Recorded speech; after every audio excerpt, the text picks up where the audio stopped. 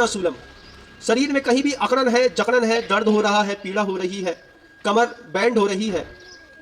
वातैर बिना न सूलम, बिना वात के कभी भी शरीर में दर्द नहीं होता।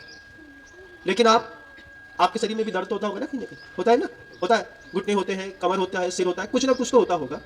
उसके लिए वात काम करता है, लेकिन आप वात पित्त कफ को मानने तैयार नहीं।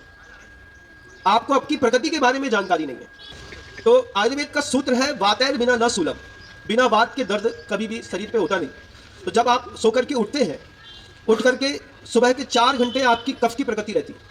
तो कभी भी आपने सोकर के उठे हैं तो आप देखिएगा कभी चेहरे में स्वेलिंग होती है, आपस में मतलब अच्छा नहीं लगता है, फिर धीरे धीरे आदमी फ्रेश होता है।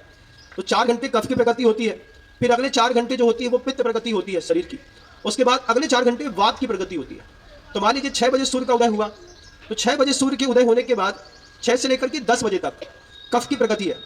कफ की प्रकृति में भोजन करने वालों की पूरी चेस्ट जाम हो जाती है। तो उनको जो है ना निमोनिया होने की ज़्यादा संभावना रहती है। उनको ही धीरे से शरीर पे पेच लग जाता है। पेच समझते हैं? टीबी की बीमारी उनको होती है जो सुबह सुबह हैवी डाइट ले लेते हैं कई बार। फिर उसके बाद 10 बजे से लेकर के 2 बजे तक का जो समय होता है वो पित्त प्रकृति का होता है। तो पित्त प्रकृति में जैसे 10 बजे से 2 बजे का समय है, इस वक्त का वो गोल्डन टाइम रहता है जब आप बढ़िया ठूस करके जो खाना है खा लो। 4 कचौड़ी खाना है, उसके बाद डोसा खाना है, चावल भी खाना है, मोटी रोटी भी खानी है, जो भी लेना है 10 से 2 के बीच में।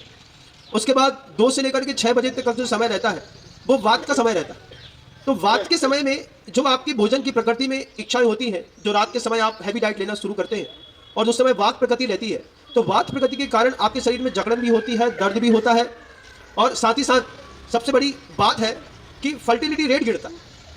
आपकी प्रजनन क्षमताओं पर फर्क पड़ता है रात्रि भोजन करने से, और रात में भी प्रकृति के विरुद्ध भोजन करने से। विषम भोजन कहलाता है।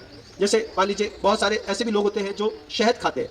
तो शहद खाने वाले लोग अगर मान लीजिए गर्म दूध में शहद डाल करके खाते हैं या गर्म पानी में शहद घोल करके पीते हैं, तो गर्म पानी की ऊष्मा को 10 टाइम ज़्यादा बढ़ा देता है शहद। अंदर का हीमोग्लोबिन पूरा नष्ट। किसी को मारना हो तो गर्म पानी में शहद पिला दिया 5-7 दिन, चाय में शहद घोल करके पिला दिया, आदमी का हीमोग्लोबिन 0 हो जाएगा ऑटोमेटिकली, वो 8 दिन में मर जाता है। ऐसी घातक रोग से अगर अपने को नहीं पता है तो अपन जो लोग शहद लेते हैं, जैन शासन में तो शहद वर्ज्य है, लेकिन कई लोग लेते हैं प्रकृति विरुद्ध।